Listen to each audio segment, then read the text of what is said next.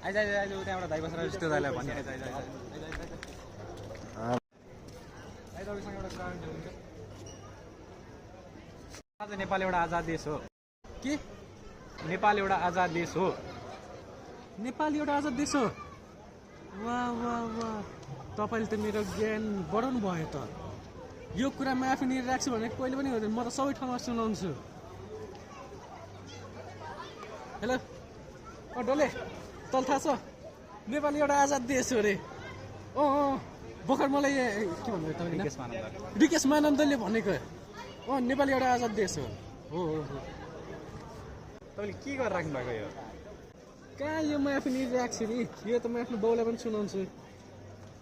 hello बाउ तल थाहा छ नेपाली एउटा आजाद देश हो भर्खर मलाई विकेश मानन्दले भनेको हजुर मलाई थाहा नै थिएन भर्खर थाहा पाएको मैले त यसलाई भन्ने बिर्सिरहेँ ओइ तल थाहा छ नेपाली एउटा आजाद देश हो त एउटा आजाद देशमा बसिरहेको छस् एउटा यसले भनिरहेछ कि यसलाई ल त म गएँ मान्छेहरू भेट्छ बस्नुमा कस्तो कस्तो मान्छे